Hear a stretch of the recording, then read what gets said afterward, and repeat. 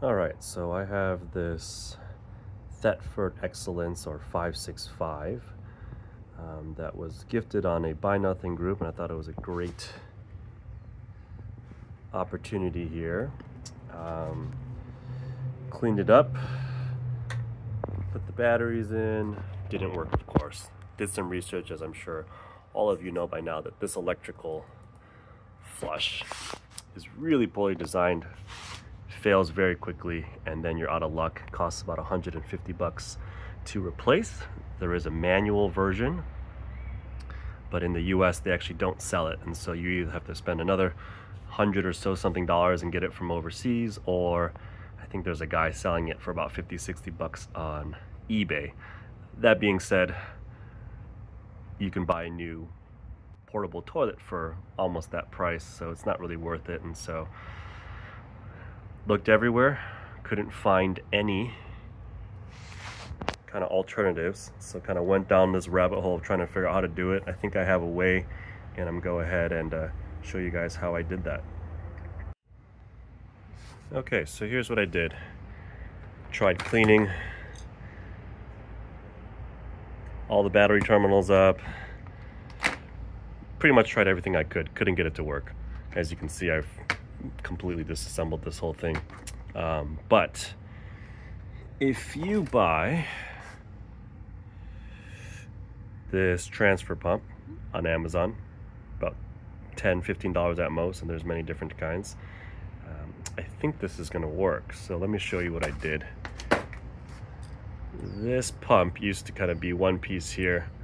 Took my circular saw, you can take an oscillating tool, manual saw, cut this whole piece off, and I cut this part off of the bottom, which snaps into this flexible accordion style type hose, which is the attachment point to where the water comes out for the flush. So I cut this off, as you can see, snapped it back in, and if you measure the inside diameter, it's about 1.3, 1.4 centimeters.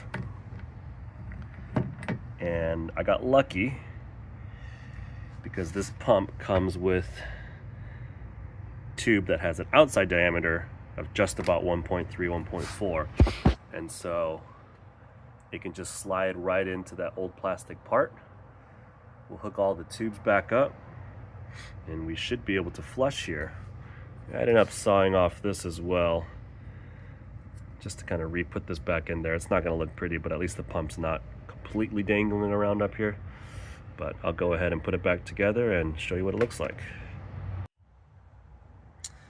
So here we are. What I did was took off this bottom piece here of this pump, so I could slip this old piece back on. I have a tube running out through the top, which you'll have to cut down, and this is where it's going to draw water into the pump back out through the bottom and in through that little guy. So I'll hook that up and show you what that looks like. All right, so I got everything hooked up. You can see that little plastic piece that I cut off the bottom of the old pump so that I could snap into that flex pipe, and then I have just a short section of this tubing that came with the pump running into there. Kind of just press fit. It doesn't need to be airtight or anything like that. And the whole rest of this unit. So I'm going to slip it in and we'll give it a try. All right, I got it all set up and we'll give it a shot.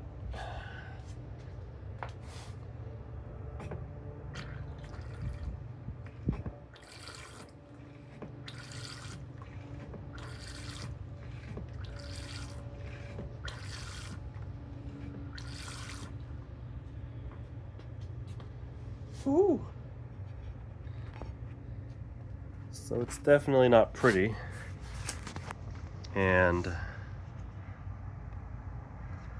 this is not, it's just kind of sitting in here right now. I might find a way to secure it better. Kind of need two hands to do the pump right now. It's a bit hard to do it with one.